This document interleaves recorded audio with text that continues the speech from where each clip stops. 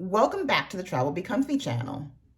In today's video, we're going to talk about some recent recommendations that the CDC has made, which indicate that some vaccinated travelers may not need to quarantine after traveling back from an overseas trip. But if this is your first time tuning into one of our videos, I'm Keita. I'm a finance lawyer and author. But most importantly, and probably the reason why you're here, is that I'm a luxury travel enthusiast and educator that's been to over 60 countries and overseas territories using the strategies and tools that I found have been helpful in traveling Lux for Lux.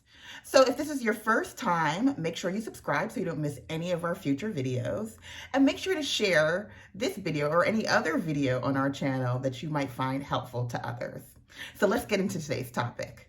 Now, the CDC has come out and said that if you are fully vaccinated, then you may not need to quarantine after traveling outside of your home destination, whether domestically or internationally. Now, what does fully vaccinated mean?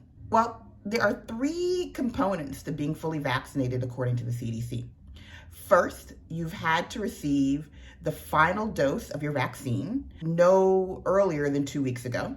So if you're taking a vaccine that has 2 doses, that's the second dose. If you're taking a vaccine that requires 1 dose, that's the single dose. Secondly, it has to be no longer than 3 months since you received your second dose.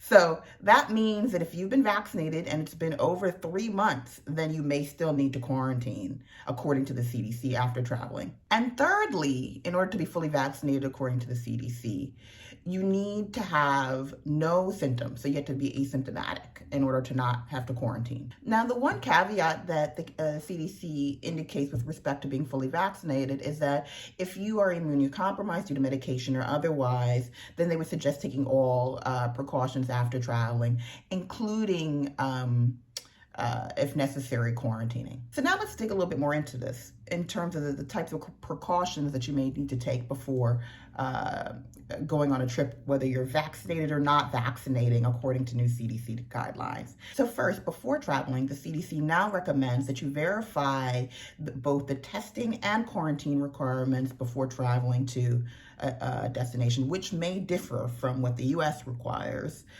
for vaccinated and non-vaccinated people. So you do that by going to the health ministry, as we've discussed in prior videos, and seeing what pre-requirements they may have for travel. And then secondly, the CDC recommends, even if your destination does not require it, within 1 to 3 days prior to travel, making sure that you get tested to just verify your status before getting on a plane to another nation. And this is helpful because if there are spot checks in the nation that you are traveling to, even if it may not be required before leaving the US, you want to kind of know up front the situation that you're dealing with, just in case there's on-site quarantine requirements, just in case it sort of changes your whole schedule or plans for your trip. It's better to be prepared and kind of know what your status is before traveling.